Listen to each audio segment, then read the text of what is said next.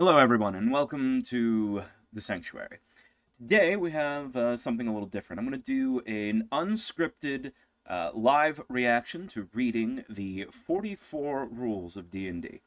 Now, if you've been out of the loop, I'm a little bit late in reacting to this, but if you're watching this not far in the future, you may not remember this. So, there was a viral post on, I guess it was on Reddit originally, or Twitter, I don't know which, probably Reddit, that went quite viral, and everyone has been reacting to it. This is 44 rules that a game master has shared for playing in their games. And the rules, as I understand them, are quite terrible, and it has a very aggressive tone, at least from what I've seen so far. Now, this is my live first reaction to reading this entire list. I have only read the first couple on my own, and I saw, oh, this is going to be great. I'm going to have a lot to say about these. I know some other creators have already reacted to these. There's a video from XP to level 3. I saw like some blog posts going through these. I have not read nor watched any other content. So other than the first couple, which I have read, this will be my first reactions. Now, there's sort of two parts of this that I'm going to be looking at. I am going to try and divorce the actual rule that he is suggesting from the context of the very aggressive nature. And I'm going to try and judge, is this a fair rule or something to ask for? And then also we'll be, harshly criticizing his tone. But yeah, so this is just going to be my reaction. Let's get started.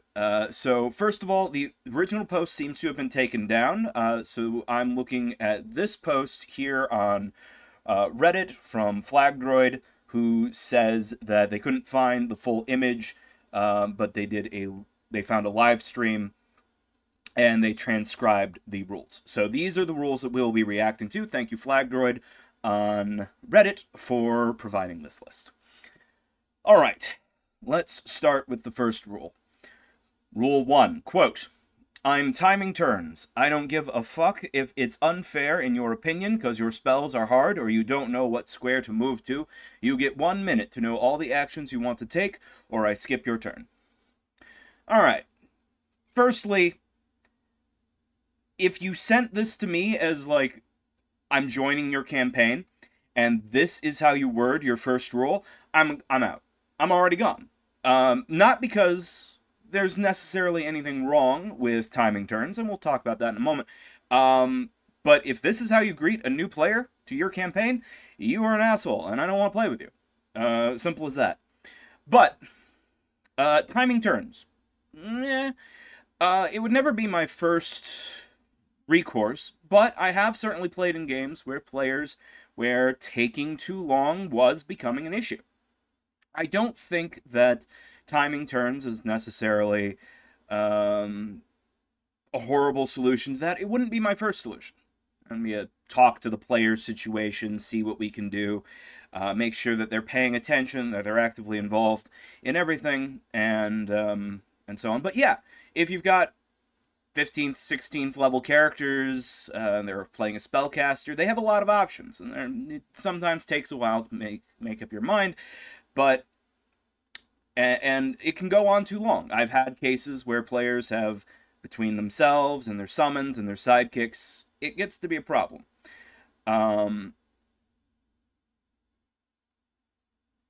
So that's not the worst start, but the tone here is quite offensive to me. Number 2, if you want harder fights, bring a second character sheet and expect to twiddle your thumbs when you die. I'm not going to baby anyone. Okay, this is kind of why I wanted to react to this, because this rule makes no damn sense. Now, let me explain. Yes, if you want to run a game with high lethality, that's fine. That's valid. I haven't really run those myself, but I'm very interested in doing some more OSR stuff. And certainly, yeah, that's fine, that's valid. And if you want to say bring a second character, that's fine. Especially if it's a system where you can't just roll up a character in a couple of minutes. Like if you're playing, BX DnD, then you don't need to pre-roll a character really. It just takes, 6 rolls for your stats and then choose a class and roll your hit points and you're done. Maybe picking spells or rolling randomly for spells in your spellbook if you're playing if your new character's a magic user. Doesn't take very long, like 5 minutes tops. But yeah, if you're playing a system where it's going to take you 30 minutes to make a new character, but the game is high lethality, sure, tell your players to bring a second one. What I object to here is the wording of this rule. If you want harder fights, bring a second character.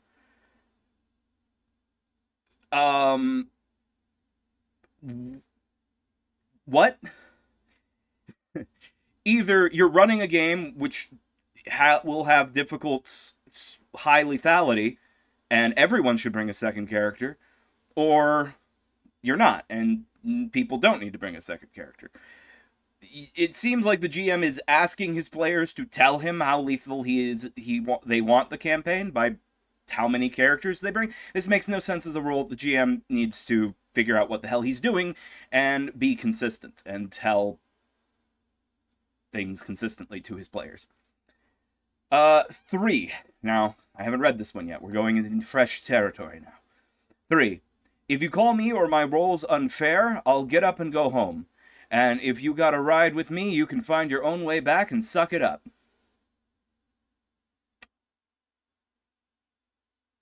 Well, this is self-evidently shitty. I don't even know how to react to that. Okay. It's certainly fair to say that, I'm the GM and my ruling is final. If I say save or die and you don't save, then you die. That is fair. And in many systems, those are the rules as written. And if someone is complaining about that, sure. That is grounds to say, hey, this is the game you agreed to play. This is the rules that we're following.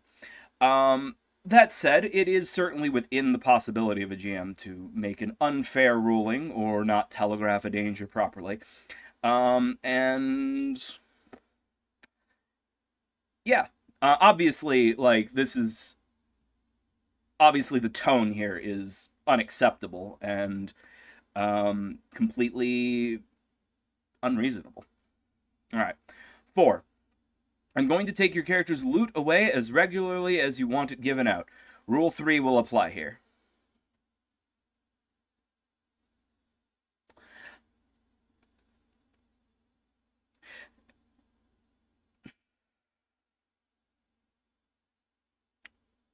Okay.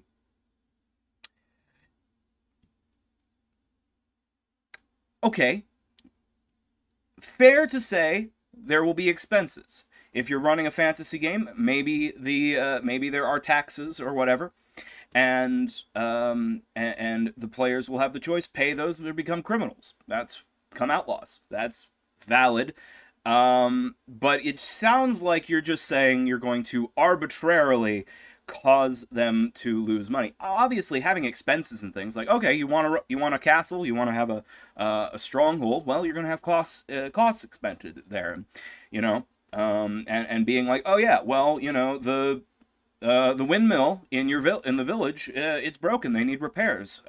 Lord player character, you're gonna have to foot the bill. That's fine. Create a sort of economy situation going on. Valid. But I'm going to take your character's loot away as regularly as you want it given out. Implies being just an arbitrary dick about it instead of grounding expenses and costs of doing business into the setting in an interesting way the players can play with. It's just arbitrarily you're going to lose your money all the time. Then why are we even doing anything? Why are we gathering resources if you're just going to arbitrarily take it away? How is loot a reward if the reward must be taken away before we can get the next one? seems like a dumb rule. Number 5. If you don't act out any of your persuasion or intimidation or any other social checks, you fail before you even roll. You fail immediately because you aren't even trying and you're making the game lame for everyone else. Okay. Again, his tone here is obnoxiously aggressive, but this is the first rule that I'm kind of okay with. If you come to me and you say, I'm going to make a persuasion check, and you just roll a d20 and tell me, persuasion, I roll +8, I get a 20. Dirty 20.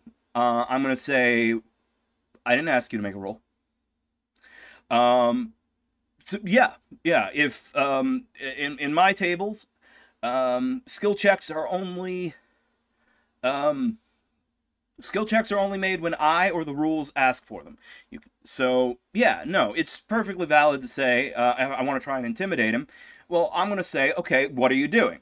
There's a big difference between how he's going to react if your intimidation is crossing your arms and glaring at him, versus, you know, pinning him to the wall and threatening to beat his face in, or drawing your sword in the middle of the, you know, the marketplace. Those are all very different types of intimidation and may reflect in the rules. So I do agree with this rule pretty much. Yeah, I'll give him that one. You should tell me, if you're trying to persuade someone, you got to tell me what argument you're making. You don't necessarily need to act it out. It's cool if you do, and it's great, and I may be more lenient if you do, but simply telling me, I'm going to approach this argument in this way, and this is like the direction I'm going to try and convince him, you got to at least give me that before you before I ask you to make the roll. So okay, I'll give him that one. That one's not bad. That's not a bad roll. Let me go down here. We are now on rule number 6. I should probably highlight these as we go. All right, rule number 6. If you don't pick up cues for side quests, that's not my problem. Get over yourself. It's not a video game. It's a role-playing pen and paper-based game with miniatures. I'm not holding your hand if you choose not to pursue shit. All right. Once again, the tone is obnoxiously aggressive. But there is some merit in this. If you're running like a hex crawl sort of campaign, which I love doing, then sometimes you're going to throw something out there that is, sometimes as a GM, you're going to throw something out there that's an option for the players. You know, they might hear about the haunted house in the woods, or the abandoned watchtower, or the goblin tribes, you know, 3 hexes to the south. And in a role-playing game, it's up to them to react. Maybe they don't want to go to the haunted house. Maybe they don't care about the goblin tribe to the south because they're planning on heading north. You know, so that's fine. Obviously, as the GM, you should make it somewhat clear when something is an option. But there's also room to say that, like, to have quests that are sort of, you know, optional, you know, obscure. Like, okay, maybe there is a caravan going south and they're looking for guards. And it's up to the PCs to realize that, oh, this is related to the goblins. I don't know. I'm not... Again, his tone is very rude, and I would not play with this GM, but I don't disagree with this rule necessarily. If we're looking at like a hex crawl-like format. Obviously, if you're doing a more GM's story narrative game, which isn't my preference as a player, but, you know, it is the style of things, in which case those things, you know, there's a little bit more expected, you know, direction given, I think. But, you know, in a very open sort of old school kind of game, yeah, no, perfectly valid. All right.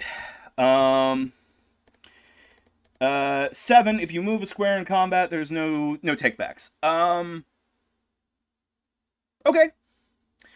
Take your hand off the piece, move is final. Like, playing chess. If you're running a very tactical game, and this kind of goes with the, timing turns thing. It's not how I run my games, but okay.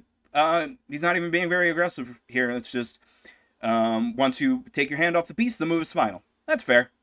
I'll let that one slide. Number 8. You tell every single person what you're doing before you do it. You don't fucking roll dice and then say you're casting Fireball. You tell us all. Okay. I don't know about every single person, but certainly the GM. As the game master, I do not like it when my players roll dice before I ask them to. Now, in combat, that's kind of another thing, because we sort of go into, okay, I'm going to attack the goblin, I roll my attack dice, I got a 17 to hit. Do I hit? That's fine. That's fine in that context. But certainly outside of combat, you should never touch your dice until I tell you as GM. Because there may be situations you don't know about. So again, his tone here is very aggressive, but I'll grant him that rule. Don't roll dice and then say, oh, I'm searching the, I'm searching the altar. I rolled 12 on my perception. What do I find?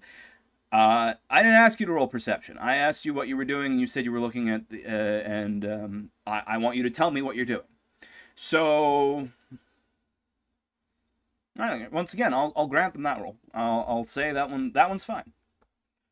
It's fine. Number 9. I will give out exhaustion more frequently. If you argue, go home, or you can actually fight me over it, or you can DM yourself. Okay. I ran a campaign that was a hex crawl. It was using 5th edition, which I wouldn't do now, I think, but I did run a hex crawl that was in 5th edition, and it was in a frozen north sort of area, like a frozen, well, it wasn't frozen, it was it was winter time in a far northern climate, very snowy. And I did have every single day at the end when they were camping, there was a Constitution saving throw. If they failed, they lost a hit die, and if they brought a hit die, that became exhaustion hits. And the sort of idea here was that more experienced adventurers can be out in this frigid cold much longer. It was a supernatural cold. There was plot stuff going on. It's not important to the story. But yeah, so the heroic characters could spend hit dice instead of taking exhaustion. But they could take exhaustion instead. And for the hit die thing, standard rule when I was running hex crawls in 5th edition was that you only got a long rest at a sanctuary, which required, a civilization of some sort, or at least a friendly allies base somewhere in the wilderness. So losing a hit die, each night mattered. So now this is the kind of rule that I would want to see. Like if I'm playing in your campaign, and you're like, hey, I'm going to be using the exhaustion rules. I'm going to be, giving out exhaustion as a condition more often. I'm going to be having you make con saves for climbing, for physically going all day long. I'm going to make exhaustion matter. That's valid decision for the GM, and that is the sort of thing I would want to know going into the campaign, that we're going to be suffering fatigue more. So, okay. But again, man, you don't have to tell them if you don't like it, GM yourself. This is your rules, man. This is... I am the GM. These are the rules for playing with me. That's fine. It's fine to give a list of rules. And those are the conditions for your game. It's fine. Every GM I've played with has some sort of house rules or list of optional rules, or just their style of playing. But I don't know.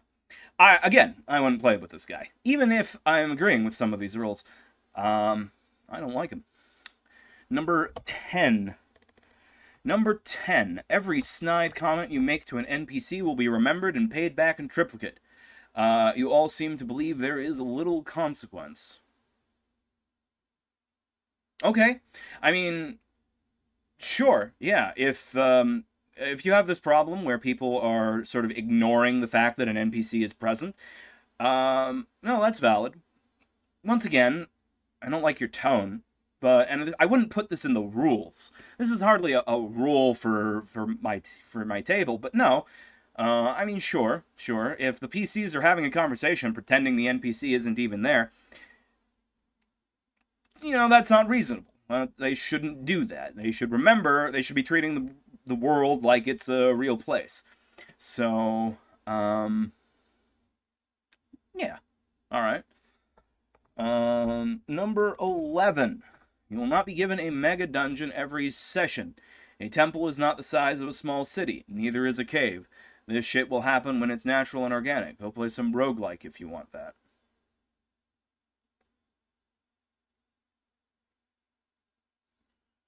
Okay. Again, if you're playing a hex crawl or something, that's perfectly fine. Lots of small dungeons, The Barrow doesn't need to descend 6 levels underground. It's just, it's just the Barrow. It's just a temple. It's just a temple ruin. The temple ruin's got five rooms.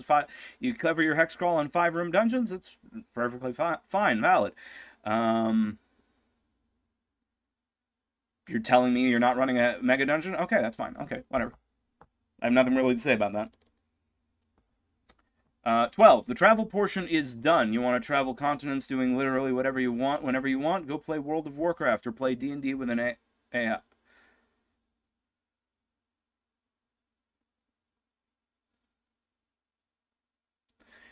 Now, this is a surprising rule for me to see, because earlier I was thinking, oh, this sounds like this guy's running some sort of hex crawl, talking about side quests and,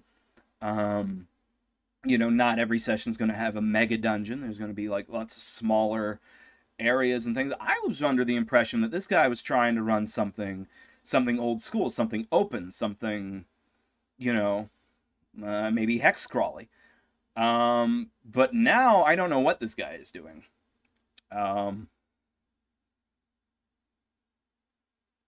Yeah, and I don't understand why he would compare traveling to World of Warcraft.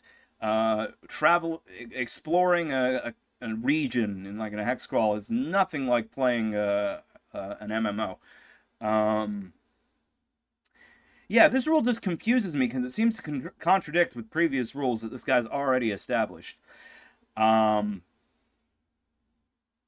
But I mean, it's valid. Many tables hand wave travel as a non-issue. A lot of my games I hand wave travel. It's not my preferred format, but it is the popular style these days, being more focused on a particular narrative.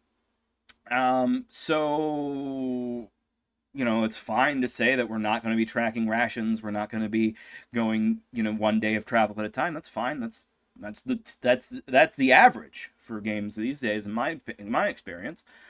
But yeah. All right. Now I'm already looking at number 13 here, and oh, okay. I'm gonna take a sip of coffee here. Okay. Number 13. If you're late for no good reason, I'm going to half your character's hit points for the entire session. This is just passive-aggressive bullshit. If people are being late to the campaign, that's something you got to talk to with the humans at the table. Just talk to your players. Don't try and punish people in-game for out-of-game activities. If it's a problem and they can't show up on time, maybe don't invite them to the game. Fine, it's valid. Or talk about changing time. Hey, you're 30 minutes late every week. Can we do we need to start an hour later? Would that work for you? Talk to people about it. But This is just passive-aggressive bullshit. Rule 14. If you don't show up for no good reason, that will be determined by me alone. If no one else has the guts to say shit for fear of upsetting one another, the first time you'll find yourself losing either a whole level or up to 3 major items you own. The second time you do it in a row, you'll be removed from the chat and group full stop. I have no fucking time for people who do not show up. Okay.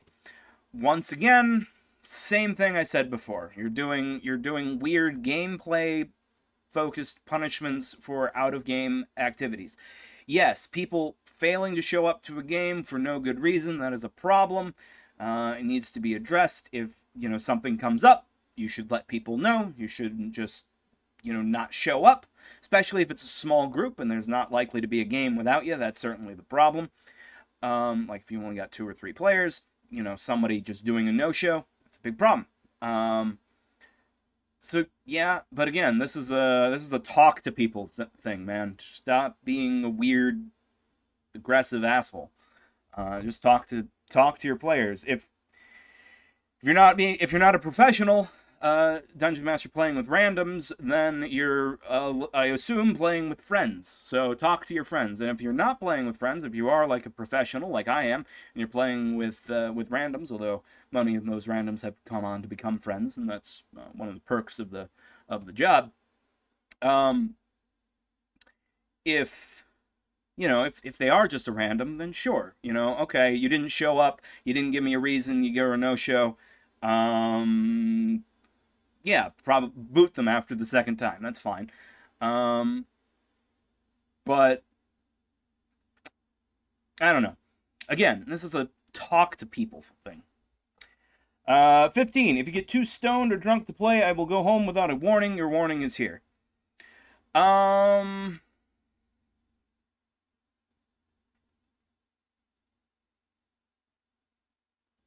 mean, this is fine as a rule. Again, it's the tone. Like, hey, I've had game sessions where a player gets too drunk, and this was back when I played in person sometimes, and sometimes it's like, okay, he's too drunk, we gotta stop, and that's, that sucks. I don't like it. I would prefer, I'm not going to say people can't drink at the game, but there is certainly a limit. And if you have a problem with that, then, maybe you shouldn't, maybe we're not compatible players. That's fine. And I haven't had a lot of experience with people getting stoned at my games, but I can imagine similar situations could arise. But again, just the tone of, hey, if you get too drunk, I'm just going to pack up and go. I mean, yes, it is rude on their hand. You've come here to run a game, and they're too out of it to play it. It certainly is rude. But, and, conversations.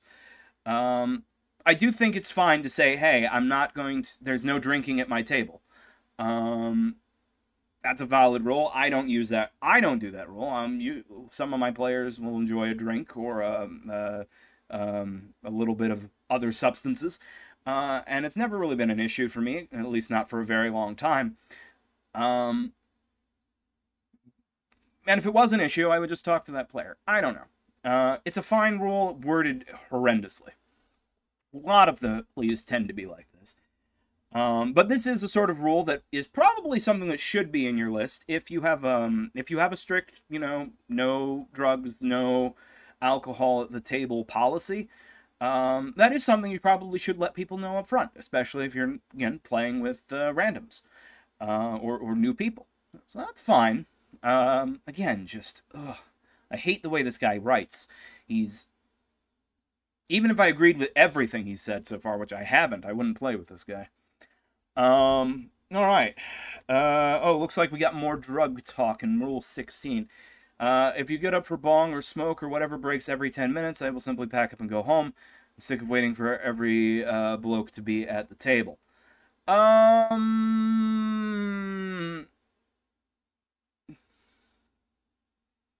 Okay, I mean, yeah. When I was playing at when I used to play at people's houses, there was usually a lot of getting up and going around, walking around the house, getting snacks and things like that. Um, but people were usually conscientious about not about doing it while other people are involved in a particular thing or particular scene. Um, you know, um, and usually they're in the same room, right? It's like unless they're going to the bathroom, which doesn't happen very often. We were in the kitchen, they were going. You were in the dining room, they were going into the kitchen. They could hear everything going on. But yeah, if people are leaving the table and going outside for smoke breaks a lot, I could see that being a problem. Um,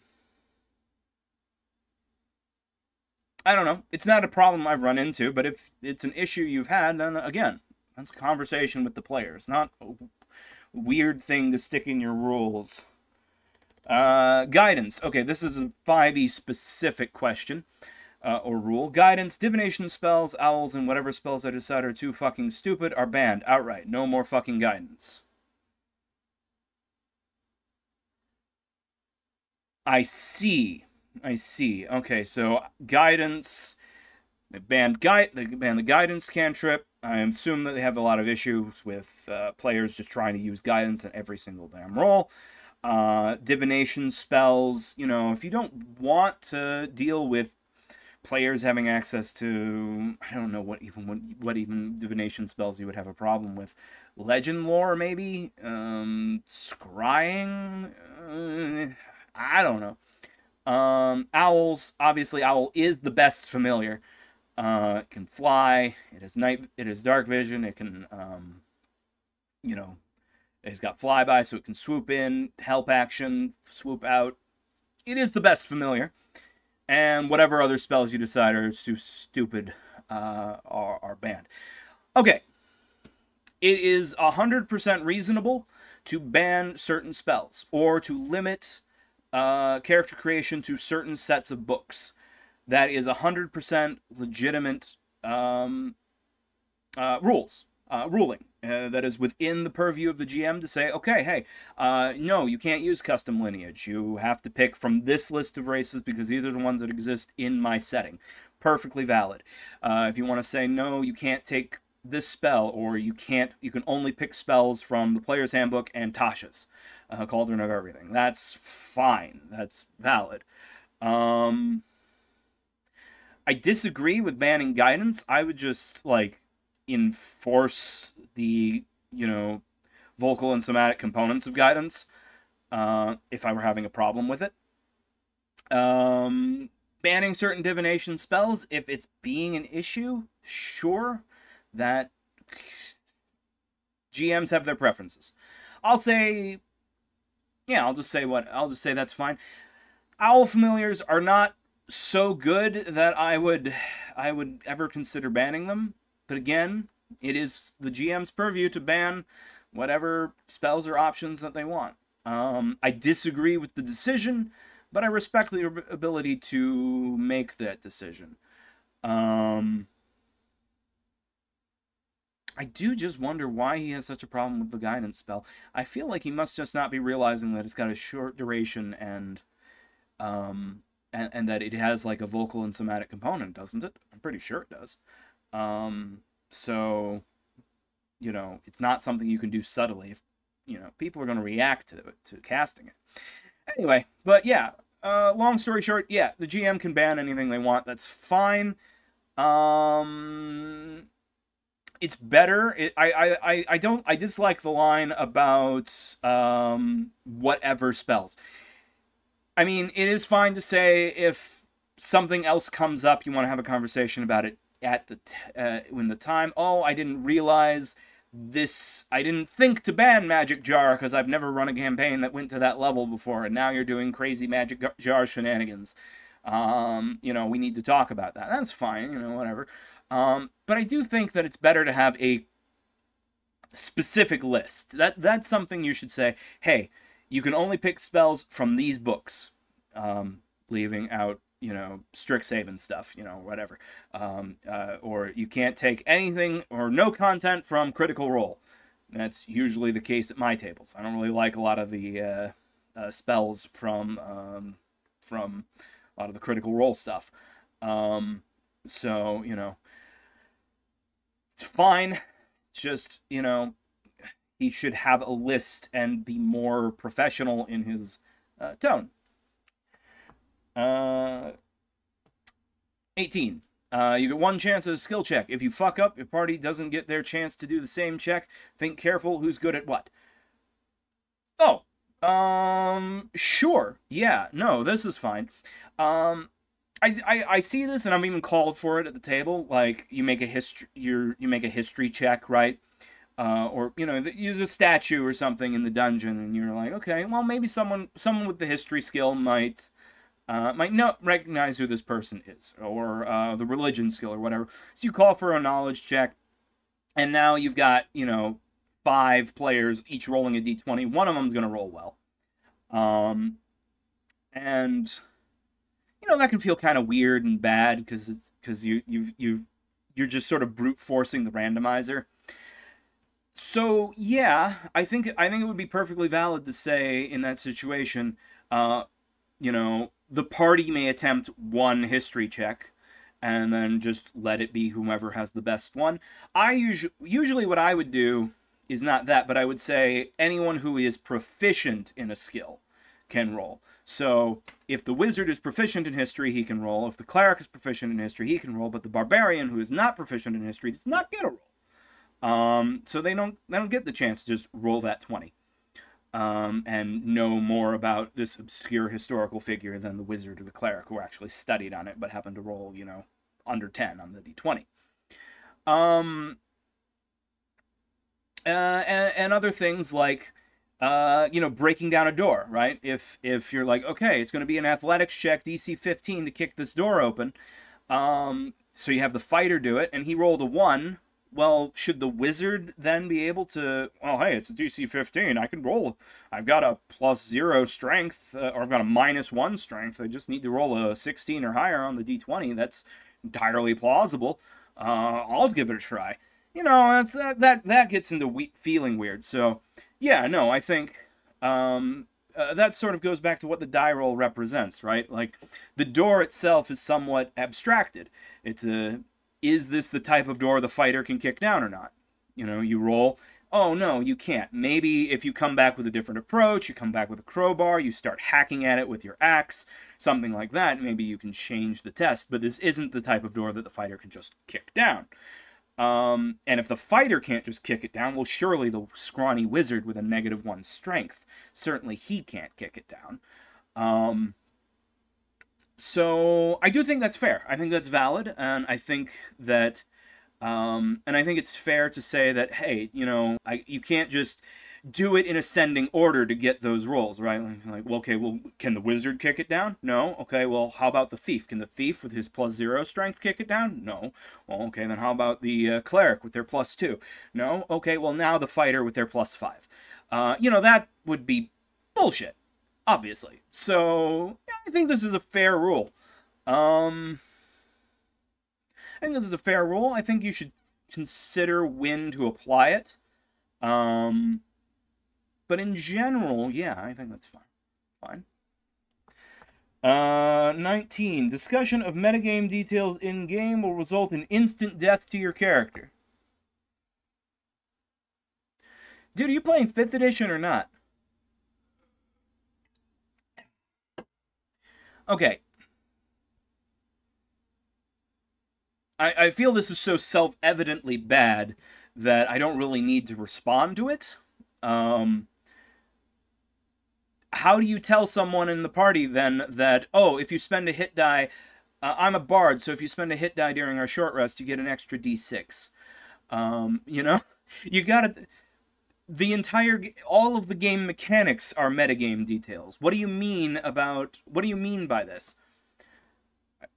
I'll assume that he doesn't actually mean the game mechanics. Like, explaining, oh, I cast, well, he banned guidance, so, oh, a bard, I used bardic inspiration. You can use this d8 to modify one of your d20 rolls, and you can use it after you roll the d20, but before the GM tells you the result. you know, I'm assuming he's not meaning talking about game mechanics like that, but he's talking about like, oh, you know, the thief is off on their own, and they discover something, but you're at the table, so you as the player heard, but your character wouldn't know. And acting on that sort of stuff is obviously not cool, and you shouldn't do it. And, you know, if you're playing online especially, you're not going to, like, kick people out of the call for a minute while you have a one-on-one conversation with the scout. So, you know, it's going to happen. But again, this is a conversation. It's all you got to do is say, "Hey, buddy, you know, Thundar the Barbarian doesn't know that the wizards got kidnapped yet. You don't know that yet. So you shouldn't. You can't. Why would you do that? You can't do that. You can't go running after him. You don't know." And yeah, so I don't know. Just weirdly, you know, people are people. People make mistakes. People don't think, and like, you know, people are like, "Oh, I want to help my friend who is the rogue who's gotten caught." But no, I have to wait until, you know, my character would have impetus to act. Because, oh, it's been 5 minutes, they haven't come back yet, so they must have gotten into trouble. You know, that's fine. But, you know, maybe if you're in town, maybe you won't realize until the next day when they don't show up for the next adventure. You know, and what is the instant death? The gods smite you because your player made a mistake? What even is the fiction there? Don't involve real world issues with the game mechanics. This is bad. This is dumb. This makes no sense. Rules lawyering fellow players is encouraged. Actually, me will just result in me telling you to fuck off. Fuck off. No, yeah, no, seriously, GM, fuck up. GM here who wrote this, fuck off. Yes, in my tables, I fully encourage you to call me on my bullshit. If I make a rules mistake, I want you to tell me. Now, it might be that I didn't make a rules mistake and that I am purposefully bending the rule, or that there is a magical effect or unique trait of the monster that, as a GM, I'm perfectly allowed to say, oh no, you know, I'm perfectly allowed to create a homebrew monster with a ability or trait that lets it act in different ways. And that's fine. I'll just tell you, it can do this because of a trait. Okay, and what's your argument? No, I obviously can do that. I'm the GM. I can create whatever homebrew stuff I want.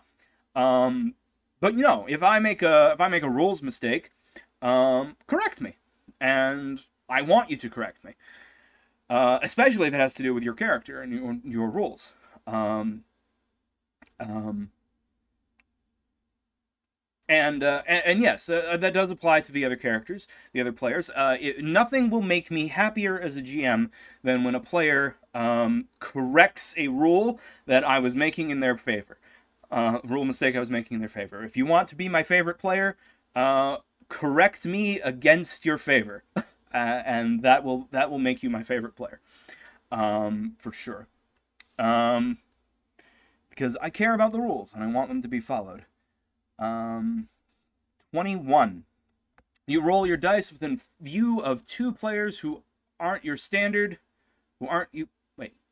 You roll your dice within view of two players who aren't you standard. Okay. So you have to roll your dice somewhere where at least two other people can see it.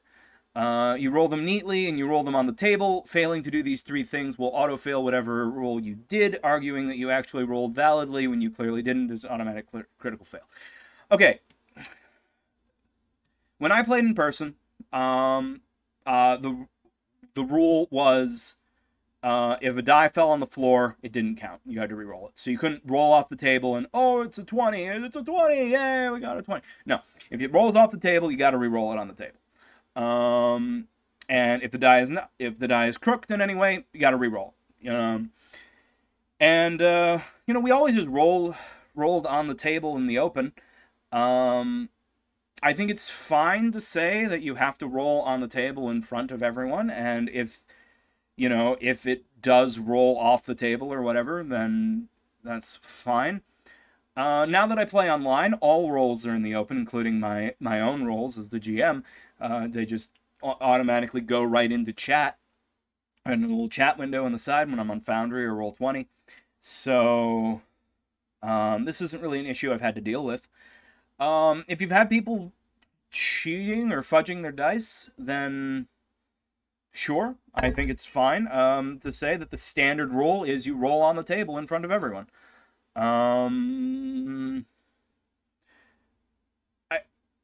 Really, my only problem with this rule is the last sentence here. Like, there should never be arguing. You should just be there should never be arguing here. There should just be, the rule is you got to roll on the table. And if you didn't roll on the table, what's there to argue? You know? But, like, I don't know. I would just say, you know, oh, if make them re-roll, I guess. I don't know. If someone's at my table is going to argue with me about how they roll their dice, then I don't want to play with that person anyway. So, you know, this GM's just, again, doing mechanical stuff to real-world issues. Just talk with your players. Instant death traps and mechanics are coming into place. If you call these things unfair moving forward, I will laugh at you and tell you to fuck off and cry some more. Perfectly valid to have death traps and mechanics in your game. Thank you for letting me know that that is the case up front, especially if I'm playing 5th edition, which really doesn't do save or die, but if you want to add save or die mechanics to your game, you're more than welcome to do so. You are the GM, and you can run any type of campaign you want, and thank you for letting me know up front.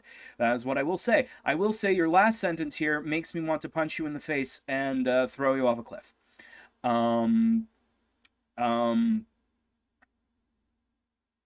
If you think those sort of mechanics are unfair and unfun, sure, don't play at my table. Not my table. I don't usually do that kind of things. And if I was, it would be because I'm running an old school game where those are standard. I'm speaking as if I were this GM. Yes, it's valid to have these. You should probably, if you're homebrewing them into a system that doesn't normally use them, you should definitely tell your players about that up front. And you should say, hey, if you don't want to deal with that possibility, don't play in my game. That's fine. That's valid. Don't tell your potential players to fuck off and cry. Just talk to people like a human, damn it. Alright, 23. I will not give you random magical items, and vendors will not stock them. They are meant to be rare and hard to acquire. Okay. That's fine. I'm not using random tables. I will only use purposely placed treasure, and we're not using the shopping for magic item rules from Xanathar's Guide. They're not even core. So yeah, fine, whatever. So long as if I were the player, I would be like, well, if I want a certain magic item, can I take the research downtime? Can I find, like, oh, there's a legend of a flame tongue, you know, over here that belonged to such and such a hero. Can I go on a quest for that? And if the answer is yes, then all good. And, you know, there are some magic items that with certain builds can be quite abusive. And, you know, talk to your players if you just don't want some combination working, being on the table. Actually, there's not really anything to say about this roll. This is fine. This is the kind of thing you should have up front. Random encounters in the form of random dragons or strange, mysterious road travelers or a band of goblin prostitutes isn't going to happen. Go play Baldur's Gate 3. Baldur's Gate 3 doesn't have random encounters. Everything is purposefully placed in Baldur's Gate 3.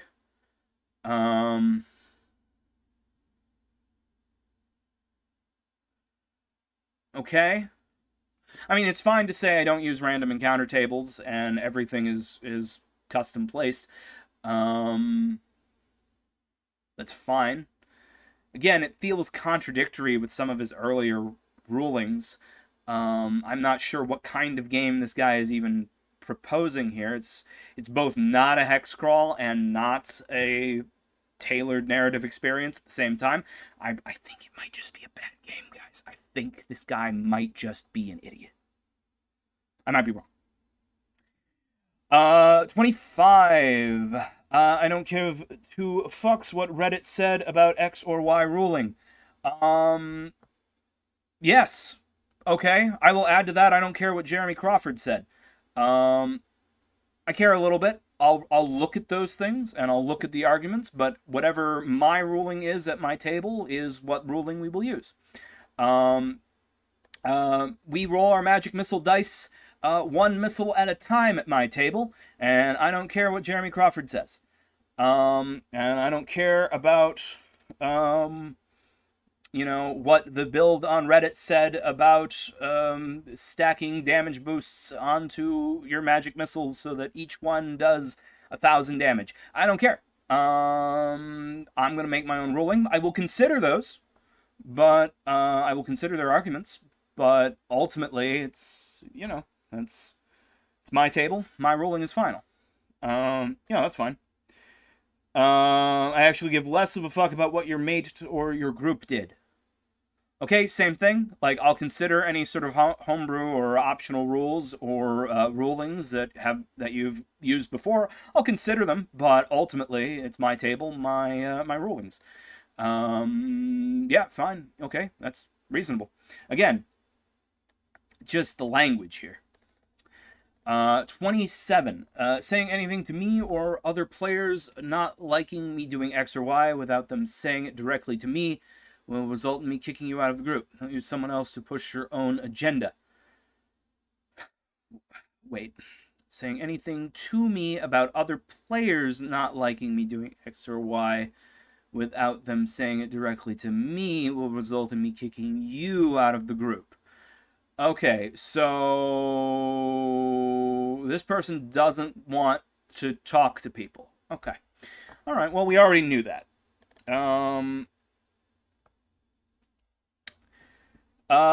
28. You're not to sit down and have a 2-hour discussion about why Samson from Bundora Secondary did 3 weeks ago. When you come to play, take the 15 to 20 minutes I used to set up and review my notes to talk to each other, then sit down to play. I mean, sure. If you're, I mean, it's. Again, this is a discussion to have. Hey, a lot of people go to D&D to hang out with their friends. Primarily, it's a beer and pretzels sort of game. A lot of every time I've ever played a game in person, yeah, the first 10-20 minutes is getting caught up, seeing what everyone's doing, asking about what they've been watching or whatever, or doing or playing or games or life, and you know, how's the wife and kids or whatever. That's, you know, normal, but sure, if it's going on into multiple hours and, you know, you only meet every week or every other week or something, yeah, no, that can be a problem. Yeah, no, I mean, that's fine. Fine to say, hey, you know, after 30 minutes, it's game time. We're here to play the game. If you're here to play the game, then you're here to play the game. Sure, okay. That's fine. Again, talk to people. Half of my problems with these are just, these are just conversations that you can have with human beings, and resolve these issues without being such an aggressive douchebag about them. 29. Saying shit's like, guys, come on, we're not here to have fun, we're here to play D&D. This is serious business. Is rude and dismissive for how much work I put into this. I will simply go home if I hear this shit. This sounds like someone is referencing a very specific situation where someone was mocking them for writing this list. I would be mocking them for writing this list. I'm doing so right now. So I think my opinion on this is dead. Don't fucking order food randomly. We will eat together at a specific time or not at all. I don't want food shit all over my things. Is this really something that needs to be in your rules? Like, I don't know, when you show up and be like, hey guys, we're gonna order pizza after 2 hours of game, and when the pizza gets here, we're gonna take an hour break to eat and chat and talk, then we're gonna get back to the game. That's how normal humans would interact in this. I mean, maybe if you're at a game store and you're playing with randoms and everyone's like doing their own thing and it's not like the host is providing food or people are chipping in to order pizza together or something like that, I could see that being kind of disruptive. But again, this doesn't feel like something that needs to be your rules for when you're joining my campaign. It seems like just something you should talk to people about. I don't know. No food or drinks anywhere near any of my D&D gear. Okay, that's fine. That's definitely valid. Let's see how he fucks it up with the rest of this paragraph. If you wreck something, you can pay for it. I let one person trash my DM screen once and never had it replaced by them. In fact, I had that person attempt to gaslight me into believing they didn't wreck my shit at all. I'm not stupid. You're an adult. Accept responsibility. Act like an adult, person who wrote this.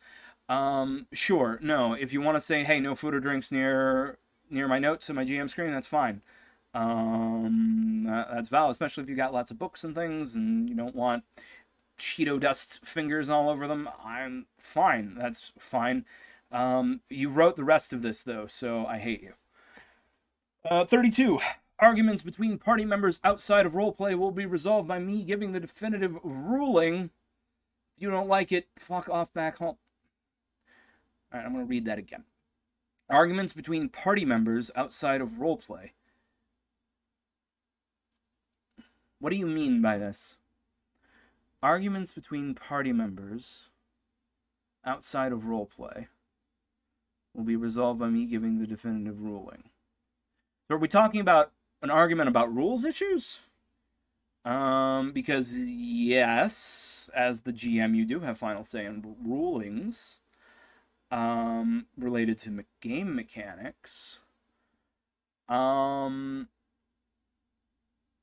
If there's some other issue, then you're not in any position to resolve that. I don't know what he's saying here, but I don't like any interpretation of it. And I don't like his tone, so dismissed. Okay, next. 33. I don't give a fuck what they did in Critical Role. Okay, well, I'm already on board with this one. I also do not give a fuck what they did in Critical Role. Or what that one guy on Reddit said, if you think that's all make-believe so you can do what you want, the world I run works on internal rulings and lore I created specifically for it.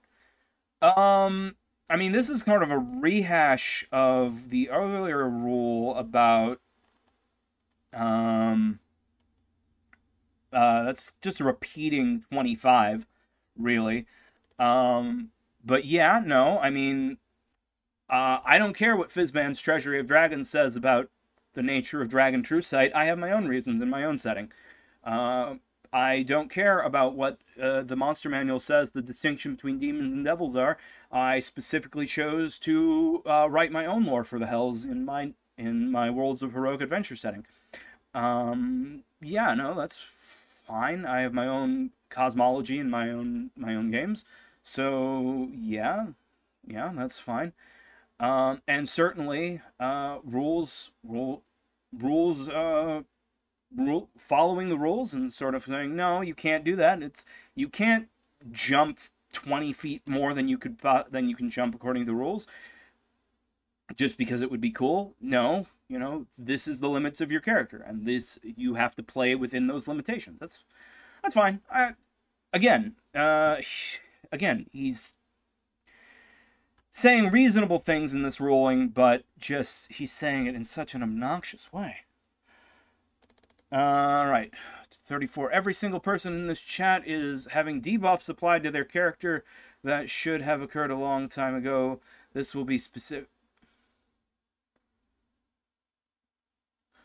What? I guess he's saying that he is now, I guess at the time he posted this, he was retroactively applying the penalties he was mentioned before for other rulings. Okay. If you don't bring your sheet, you don't play. I mean, if you're playing in person and you have a physical character sheet and you didn't bring it, then that's, I mean, sure. I mean, obviously you want to try and accommodate that, but obviously people should bring their sheets, and if you didn't bring your sheet, then you probably, you know, leave it there. I usually, when I ran in person, I would usually keep all the character sheets in my, or at least a copy of them, at the host's house. So usually we're at my friend's house usually, and we would leave character sheets like in a folder there because we always played at that place. Or if I was running at the game store, which I used to do, I would like have everyone print out a copy of their character sheet, and I would have it. And sometimes that would mean that the character sheet was a little out of date, but it was at least close enough. So again, if this is something that's a problem, you should be addressing it with, you know, ways of solving the issue. But yeah, if you don't bring dice, borrow some. That's not a rule. That's just how you play the game. When we play D&D, I am not your friend. This doesn't mean you treat me like an enemy during the game. It means I am no longer being nice.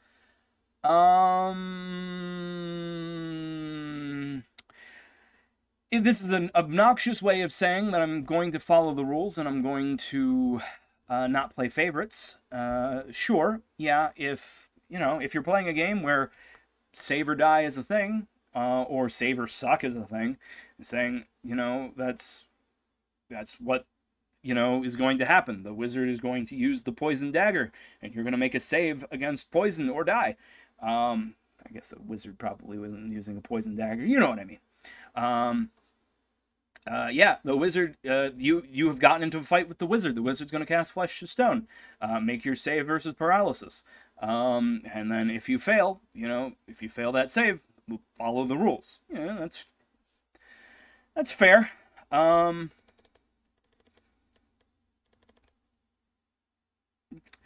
Doesn't treat me like an enemy during the game. So obviously, I think what he's getting at here is that I'm going to follow the rules, but you need to tell me what it is you're trying to accomplish so that I can, you know, adjudicate things. Don't try and keep secrets from the GM. And I agree with that. Because a good GM shouldn't be out to get you. They shouldn't be trying to gotcha you. But if you tell the GM, hey, I'm attempting to do this thing, the GM can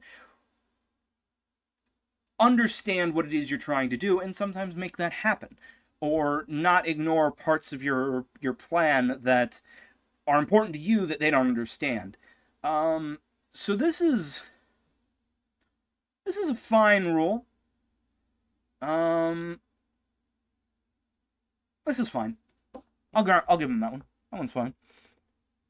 38. If you treat me poorly in any way, shape, or form after or during or before the game due to something that happened in the game, you're out. If you cannot separate a game from reality, I think you're a fucking moron. And I have little time to deal with that energy. Yes, however, everything you have said so far has been treating your play... This is the thing you've been doing. You've been doing this the entire time with cutting people's hit points and instant death and all of your rules. You're the one doing this. You're the one who is failing to separate the game from the reality of human interactions. But yeah, obviously, if people are being an asshole to you, you know, kick them out. That's fine. Yeah, and players should not be overly sensitive about things that happen. If something bad happens to your player character, then, you know, there is a possibility that, you know, the GM is picking on someone, but I'm not going to assume that that is happening. I'm going to try and look at these as reasonably as possible.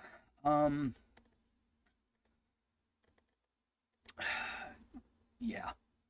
I just really hate the way he's worded these things. 39. You will submit your spell list daily in-game. If you do not give me a spell list each day in each in-game day, you will not be allowed to cast a single spell or cantrip in combat. I do not trust you guys to not use this against me. I mean, if you're playing a game like If you're playing a game like old school D&D, like I say old school, really it's if you're playing something like Pathfinder second edition or first edition or D&D third edition or any of the older games where you have a specific, where you don't just have prepared spells and spell slots, but you have to be like, okay, my first level spells, I've got, you know, 2 cure light wounds and a light, and I don't remember what the first level cleric spell list is like. You know, and you have to specify, I have these exact spells in these exact spell slots. It's certainly fine to say, hey, I want you to actually write these, you have to write these down, and you should provide me a copy of them. That's valid. And even if you're playing 5th edition, having a prepared spell list and sharing that with the GM is also fine.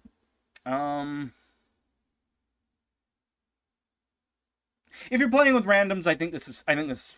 I think this is fine. No, I think the penalty here is dumb. I think they shouldn't have this part.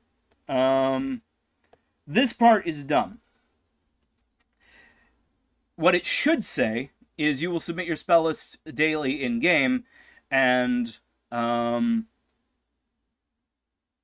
that's it. That's the rule. We do not begin the adventuring day until you have provided me your spell list.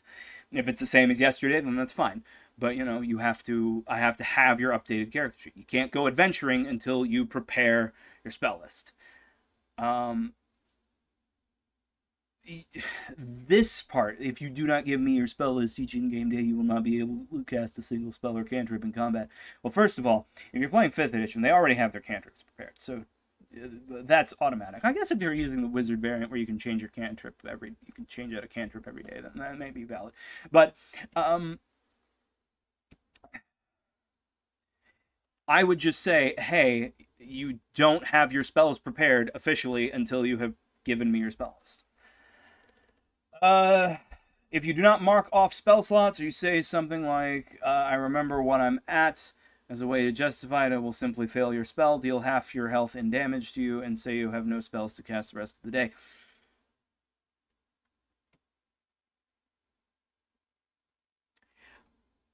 Why are you doing this? It's 100% reasonable to say you must track your spell slots.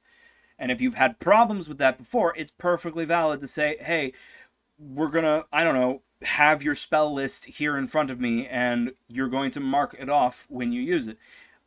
That's 100% valid. You don't need this second, you don't need the punishment for it if that's just the rule. Because now you're saying that you can not mark off your spell slots. You just, if you get caught, this happens. It doesn't make any sense.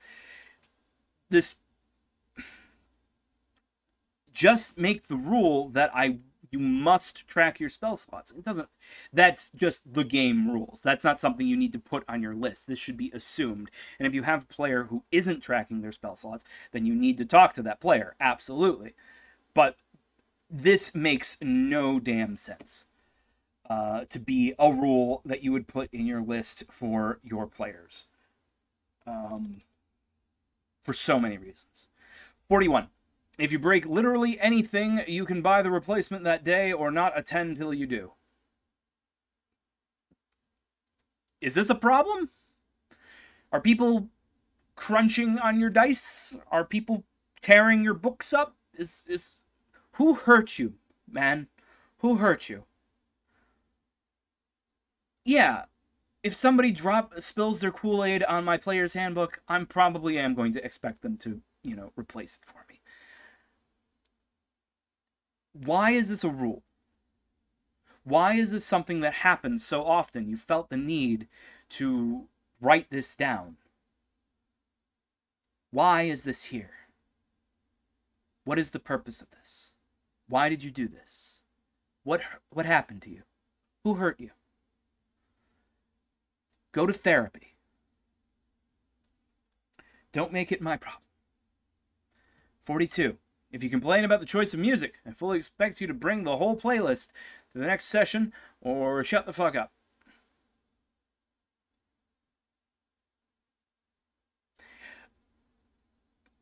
Go to therapy. I mean, I provide music in my games. When I'm running my online games, I usually am streaming. I have a second. I stream like a browser. I use Discord screen capture. I capture a different window, and I'm playing music there.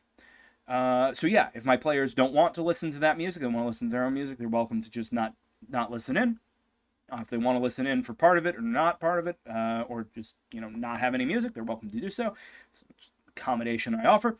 I know some players like have bad laptops and they kind of get laggy if they have the music on, so they just don't. But I have other players who want to listen to their own stuff and they just don't. But yeah, I could see that becomes less of an option if or if someone's got like sensory overload issues maybe or something. They don't want to try and have the music playing and then also trying to listen to the GM and other players talking. That's why I do avoid any music with lyrics with my background music. It's always instrumental stuff. Very, very rarely, if it's super thematically appropriate, I might use something with lyrics, but only briefly. But yeah, I can see if you're playing in person, then the choice of music the GM sets is potentially more of an issue. And if someone's just being an asshole about it, but like, that's certainly a thing. But like, I mean, I have to. It takes time for me to pick out the playlist for a given session. So yeah. No, this isn't okay. This isn't an okay thing to be a rule, man. Just if someone's complaining about the music, they probably have a reason. And I feel like you're just being overly. You're just this guy's just being overly defensive for nothing. This is not okay. 43. Cannot stress enough how little I care about how you feel about my rulings from now on.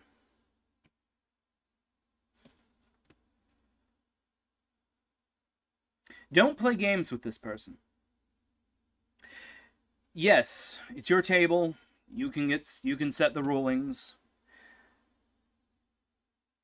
Your objective here is to create a fun session for your players, and it's fine if you like. Okay, that's not the type of game you want. Is not the type of game I want to run. Okay, that's fine to say. Hey, I don't care if you don't like hex crawls. I'm gonna run a hex crawl. You don't have to play. It's fine. Lots of types of games I don't like. Just wouldn't play them. You should care about your players' feelings on your rollings. Obviously. Obviously you should care about the people you're playing with. This is just horrendous. And now, Rule 44. I'm never just threatening you, I'm promising you. Now that is a threat. That is literally just a threat. Obviously, I think what they're referring to is all of the consequences they've attached to their various rules. And I'm promising you, GM, I will not play in your games. That is what I am promising you. But yeah, all right. So there is the list. This is most certainly a D&D horror story if I've ever seen one. I can't even imagine like the type of person who would write these rules out. A lot of these are valid rules, I will say. I will absolutely admit that there are some rules in here that I was like, that's fine, that's valid. But this is a first of all, I can't even tell what kind of game this person is running, as some of these rules seem self-contradictory to one another. and 2, this is just a mess of passive aggressiveness, pettiness, hostility towards their players. I think this person needs help, professional help, which I cannot give. But yeah, so there it is. There is my reaction to the 44 rules of D&D. Not my rules and not my list. Thank you all for watching for this far.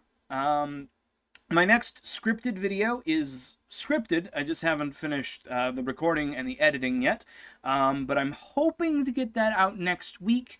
I've been very busy with some other things that have been going on in my life, so I haven't been able to get around to actually recording and editing the video. But the next video should be, I hope to finish it next week, which will be a deep dive into my takes on fudging dice. I'm going to try and go pros and cons and separate out my own feelings before I then give my actual thoughts. So I'm going to try and be, middle of the road, neutral, and,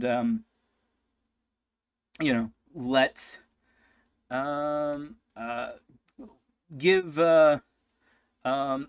Steelman both sides of the argument before I give what I actually do at the end. And that'll be for next week, I hope. So subscribe to this channel for future content. Subscribe, hit the bell, I guess. Leave comments. What do you guys think about these rules? Quite a lot of them. Which ones do you think are maybe reasonable? Which ones are absolutely atrocious? Give me your thoughts down below. And maybe tell me what your rules for D&D in your sessions are. Anyway, thank you all for watching. There's lots of links in the description to this video to where you can join my Discord channel, or Discord server. If you want to play D&D with me, I'm not running D&D right now, but if you want to play GURPS with me, I got some GURPS games that are open. Or just, just hit me up on Start Playing if this is in the future, see what I'm running.